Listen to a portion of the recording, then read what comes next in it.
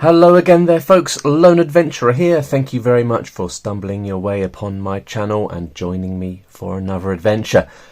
Today I'm going to be playing a game called 52 Realms Adventures. It is from Postmark Games and it is up on Kickstarter very soon, or it might even be up already depending upon the timing of the Kickstarter and when I get this video up. And I think that it is a game worthy of a quick look, especially given the fact that Postmark Games are quite an established print and play outfit. They have released, I would say, 6 or 7 different games now, including Voyages, which was a very successful game that can be played with 1 or 2 players, where you are the captain of a ship and you're sailing around the ocean doing various tasks. And another game called Battle Card, which is a game in which you are recreating various famous battles from World War II. Now, both of those games are games that I backed on Kickstarter, but they're not really the sort of games that I typically bring to this channel here. Although the caveat on that is Voyages, or very almost is. I've thought about playing Voyages a number of times on the channel. It's got a couple of sort of fantastical elements to it, and it's a game that I quite enjoy. But this one here, the new one, 52 Realms, is definitely the kind of game that we cover here. So when the designer reached out to me and provided me with a copy to cover, initially I said, I have too many games to play. But then I took a look and it was immediately obvious that this is a well-designed game. And in much the same way as previous Postmark games, the rules are just super well explained. If you give me a game that feels like it's in my wheelhouse, where the rules are easy to absorb, I'm just that much more likely to get it to the channel. And so the fact that I have got this to the channel should be an indicator that this is a game that is easy to pick up and enjoyable, and I think you should check it out. So there'll be a link in the description below to the Kickstarter if you want to check it out. And we are going to be having a little playthrough of this game today. So I have shifted the sheets slightly here, now that we've got the rules off to one side. Let me just split those up for a second. This is what I've been provided with. We have got the location sheet here. This is a dungeon type location into which you are taking a character. Your character starts here in the position marked start, and you need to guide them through these various rooms until you get to the boss room up in the top right hand corner. We've got a list of different enemy types. Each enemy type has an associated suit, because as you are playing this game you will be using a standard deck of cards, if you haven't worked that out from the title.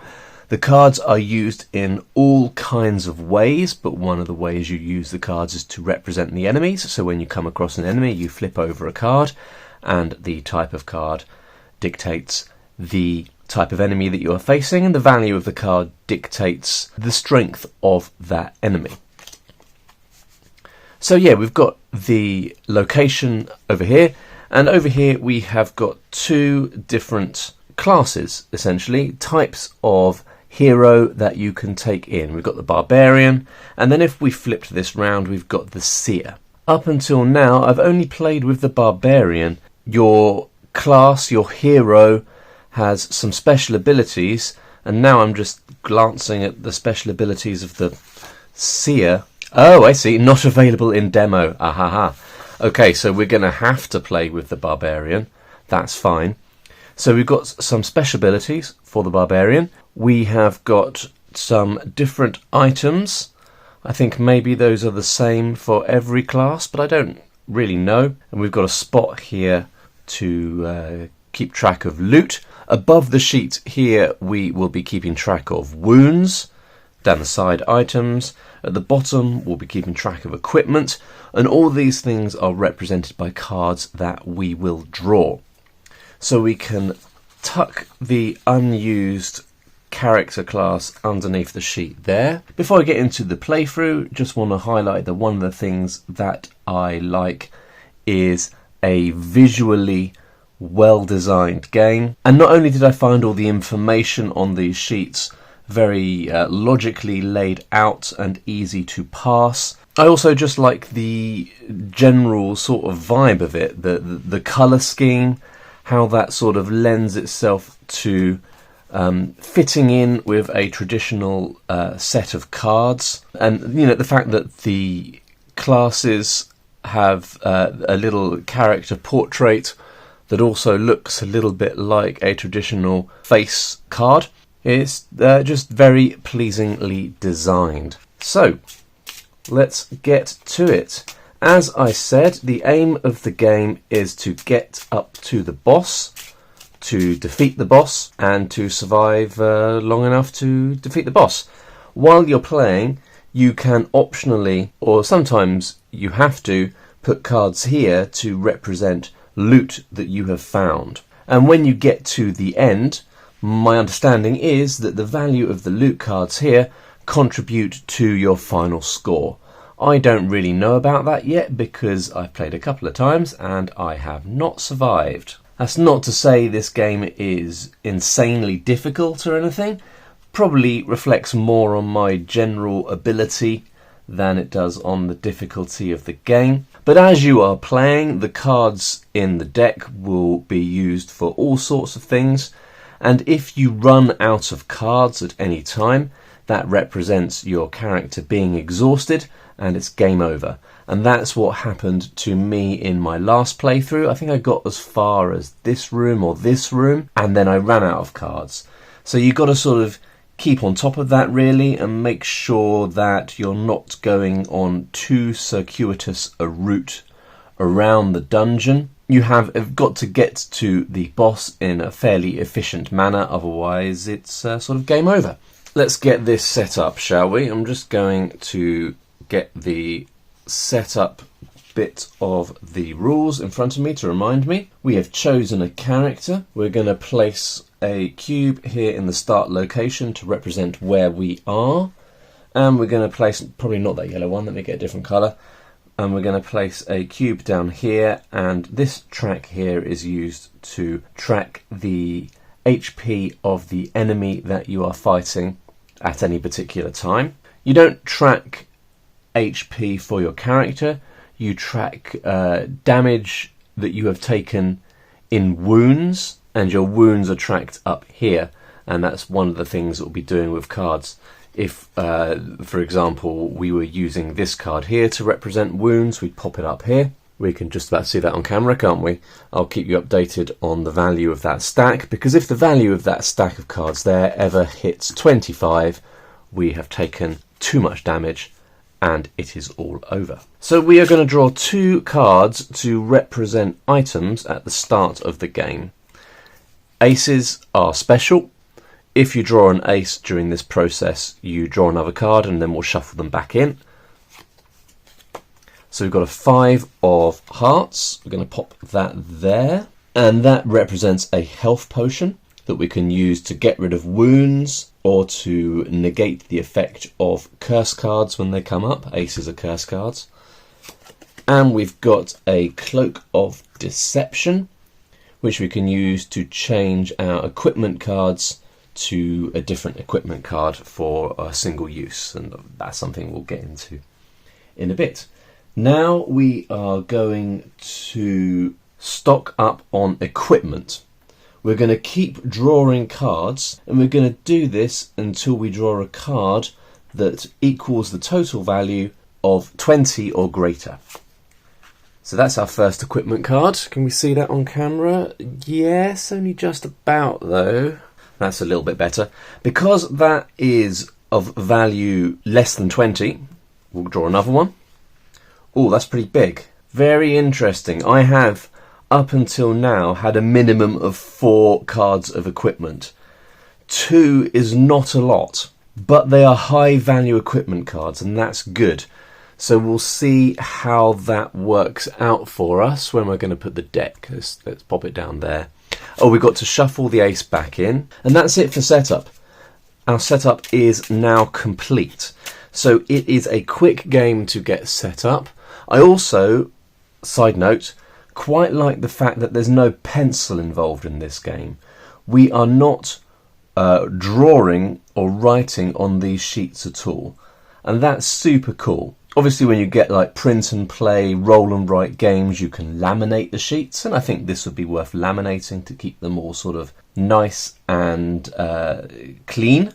It becomes immediately a cheaper game to play multiple times because we don't have to write on the sheet. We just move our tokens and cards around, and then when we finish we take them off and we're ready to play again on the same sheet.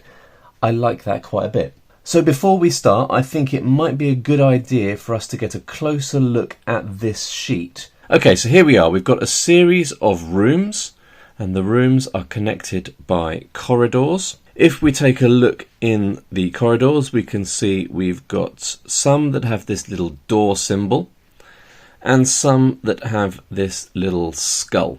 So if we choose to go via a door symbol, we have to pay that cost to get into the next room, and we pay that cost using equipment. That's the cards down the bottom. If we were to go this way, we would have to draw an enemy from the deck, and we would have to fight an enemy before we can get into the next room. And each of these rooms have a different thing that you need to do. I think we'll probably hold off on what happens in the rooms until we get into some. Alright, let's get into it. So we are in this start location. Our barbarian is in the start location, and we've got to make a decision whether we go up into the library, getting past this enemy, or go this way into the room with a cloaked figure through this door here. And I think I'm going to go up this way because I want to face an enemy, partly to show you how that works, but also because I want the reward to use as equipment, because I do not have enough equipment. So let's draw 2 cards. So the higher value card becomes the enemy. This represents the enemy that we are facing, and the lower value card is the reward that you can use in a number of different ways if we were to defeat the enemy. So the value of our enemy card is 7. Each of the enemy symbols has a letter on. This has the letter A. We have A, B and C. Because this is letter A, the HP of the enemy, you might not be able to see this because it's quite small, but the HP of the enemy is the rank, that's the value of the card, plus 5. So our enemy has an HP of 12. So we'll move this cube up to 12.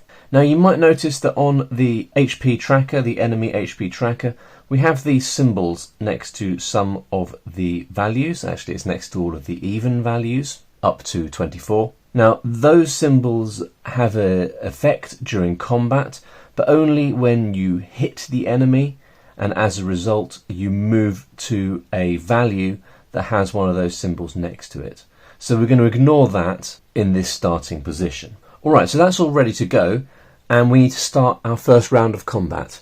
And every round of combat we will draw a card, and we're straight in with a curse. That is a disaster. We're going to have to use our health potion on that. So each of the curses, each of the aces has a different effect. The club curse means that we have to discard 1 equipment. Now obviously at the moment that would be a disaster because we've only got 2 equipment cards, and even that is not many. So we can't do that. Luckily we have a health potion, and we can discard our health potion to negate the effect of a curse card when it is drawn. So we will pop that over on the discard as well, and we'll draw another card for our first round of combat, having managed to avoid that curse. So our enemy, we should have said already, because it is hearts, is a white. And when you draw a spade card, when your enemy is a white, they attack. And they attack with a value of 8, and it can only be blocked by a single equipment, which is pretty rough. because I am going to want to hit this enemy. So I think I'm going to have to just accept the risk of taking a wound there, I think. So this is how it works. So the enemy's action happens after yours unless there is a little instant symbol next to it. So if we were to draw a heart, if we were fighting against a white, the action happens immediately. The other ones happen after we take our action, but we get to find out what their action is before we take our action. So we found out now. We found out they're going to attack. This white is going to attack, and that attack can only be blocked by a single piece of equipment. Now I need to decide what action I'm going to take, and the actions I can take are to block their attack. I can attack them. I can use an item. Can you flee? Is fleeing a thing? I think it might be. No, I don't think it is. You can also rest, which means resetting your equipment card, because we'll be exhausting the equipment card like that when we use it. Or we can use a special ability. That might sound like a lot. It's actually, once you get into it, it's quite a nice, simple selection of options. What am I going to do? I'm going to attack. And I'm going to attack with my 10 of spades. So I'm going to tap that, and I'm doing 10 points of damage. So we're taking the enemy from 12 down to 2. And you might notice that I have taken that down to an HP value with a symbol next to it. And what this symbol here means, it's a little card with an arrow, and it means we can refresh 1 or 2 exhausted equipment cards. So we can immediately refresh the one that we just used. That's fantastic. However, the white is still attacking and doing 8 points of damage. And in order to take damage, we have to draw a card from the deck. If it is equal to or less than the damage we are taking, the card becomes a wound and is placed in the wound stack. So that's what we're going to do now. If this is an 8 or less, we are wounded. And it's an ace. That is bad news. So as is always the case with aces, when that happens, we just take a wound and then we have to carry on. So we're going to take the next card as a wound as a result of that curse. So there we go. We've got a 7 of diamonds representing a wound because during the combat we were cursed by some mysterious force. And now we've got to do that still. We've got to check this card to see whether the enemy attack is wounding us. So if it's an 8 or less, then we are wounded. And it's a king. That's good news. That means that the enemy's attack did not wound us. The curse did. That was unfortunate, but at least the enemy attack did not. So we're going to move on to another round of combat. 10 of diamonds means that our white is now blocking 8. That's actually good news, as you'll see in a second. Blocking 8 points of damage. If we don't do any damage to the white during this round of combat, they will exhaust our highest value equipment card. But that doesn't matter, luckily, because we are going to attack the white with the same card we used last time, which is value 10. Now remember, because it's diamonds, the white is blocking us, blocking to a value of 8, which means 2 points of damage are getting through. Luckily, the white is only on a value of 2, so our 2 points of damage is enough to kill the white. And the combat is over, and we have survived. We took a wound, but we survived. Now we've got this special ability as a barbarian, Frenzy. If you kill an enemy within 2 battle rounds, take its card as loot. Fantastic news. So this card here, which is ordinarily discarded, we're going to have as loot, because that is the barbarian's special ability. Now we've got to decide what to do with our reward. We have a 4 of diamonds as a reward, and we can do a number of things with this. We could pop it down here to become a new item of equipment that we can use. We could put it on our loot pile to contribute to our final score. We could put it over here as an item and it would become a lucky crystal. So the lucky crystal allows you to replace a newly drawn card with another card. The first card is placed in the discard pile, cannot be used against curses. So that is quite handy. If you draw a card and you're like, no, I don't like the look of that, that's not working for me, you can just draw another card. But of course the downside of that is you are cycling through the deck more quickly to find a card that you want. Regardless of that, I'm going to have to place this as as equipment, because I need more equipment than 2 items. So now we've got 3 items that we can use. Good news. And we're going into the library. So in the library we have got an effect here that is happening, and it says draw 3, keep 1 as an item. So we're going to draw 3 cards, we're going to look at them, and one of them we will keep as an item. And here they are. We've got 2 hearts and we've got a diamond. Now, when I played previously, the cards that I didn't keep I put in the discard pile, and I've just checked the rules and that is wrong. The cards that I choose not to keep go on the bottom of our deck, which is fantastic news, and probably one of the reasons why I didn't get to fight the boss last time I played. So what do we want? Do we want a health potion, or do we want a lucky crystal? Maybe I like the idea of having a lucky crystal. Let's go for one of those. Should I get a health potion? No. I'm going to get a health potion because you can use those to discard wounds, and that's important. Okay, so they're going to go to the bottom of the deck, and we're going to carry on. Are we going to go up this way into this room with a wounded creature, or are we going to go this way into a room with a traveller, which means that I can switch equipment and loot cards once, which doesn't sound particularly handy, but if I go up this way, I'm going to have to use one of my cards to get through this door, and you can only reset your cards. You can only rest and untap your equipment cards during combat. And if we go this way, we'd have to do some combat. Don't know. It is tricky. I think we're going to go this way, and we're going to face another enemy. Oh, and this enemy's... Oh, those curses are really showing up, aren't they? So this is the 3rd of 4 curses, and we've barely started. And this curse is discard the highest loot. So we're going to lose our loot. Oh, okay.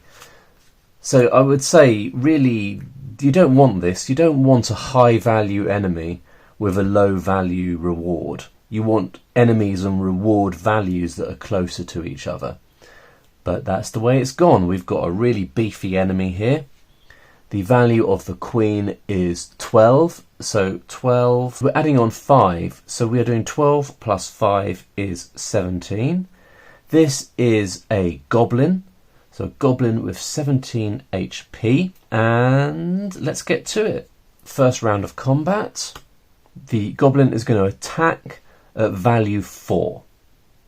So that's not too powerful an attack, that's okay. Goblin is on 17, and because the HP is odd there and both of our equipment cards are even, I know that I'm not going to be able to get one of those effects.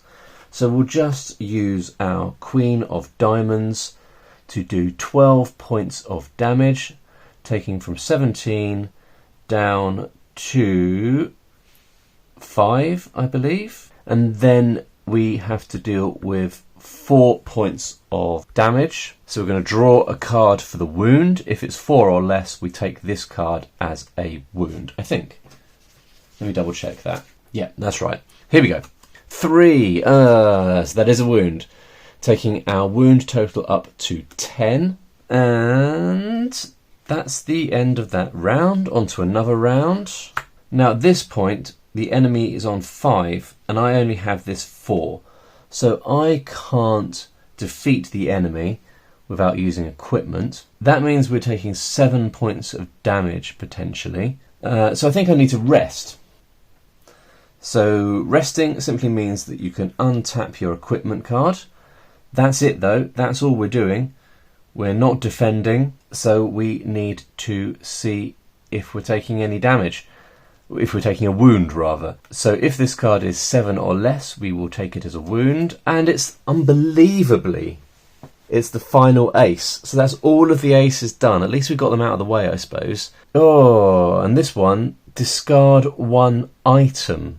Okay, I guess I'll discard my a health potion? I don't want to, but the Cloak of Deception is really useful. Never mind. Right, so yeah, we still need to establish whether we're taking any wounds. So if this is 7 or less, we take a wound. Luckily not. Fantastic. On to another round of combat. So that is an attack of 6, but first we get to do our thing. And we're going to use this 10 to finish the goblin off. I think that took us 3 rounds of combat, so the frenzy is not going to allow us to take that as loot. But we do get this 3 of hearts. I think I'm going to have that as a health potion. So we now have 2 health potions. And we can move on into this room. Traveller, exchange loot and equipment once. Well, I don't think I particularly want to do that. And I think it is optional. So we just need to decide where we're going to move on to next. Right, so we can either go up into the spring facing a level A monster, or we can go through this door into the flooded room. No, we can't. We can't go into the flooded room. What I hadn't mentioned to you is that we have got tiny, tiny directional arrows leading into each corridor that dictate which way you can go. So from this room here, we can go this way because we've got an arrow facing in that direction, but we can't go this way. So actually, we don't have a choice. We've got to go up here, which is what we'd have to do anyway, really, because we can't linger in this area of the dungeon much longer. We've got to push on because we've got quite a long way to go before we get to the final boss. So that's what we're going to do. Obviously, we're going to go up here. We've got a level A enemy that we need to fight. Well, that's a low value reward there, but at least it's a low value enemy as well. And it's A again. So this is 5 plus 5. That takes us up to a enemy HP of 10. It is another goblin. Here we go. First round of combat. They are going to destroy 1. Oh no, I think that... Is that an equipment? No, it's not equipment. It's destroying cards from the top of the deck. And this is an instant effect. We've got that little instant lightning bolt symbol there. So 1 card gets destroyed from the top of the deck. And then we need to decide what to do. I think we're going to attack with our queen, which is going to do 12 points of damage, immediately killing the goblin. So this one wasn't too much of a threat. We do get to keep that card as loot, remember, because of our frenzy effect there. And then we need to decide what to do with this. I am going to add this as an equipment. It's low value, but it still might be helpful. It definitely could be helpful. And then we're going to move into the spring. So in the spring, we can either untap all our cards or remove 1 wound. That's a tricky decision. That is a tricky decision.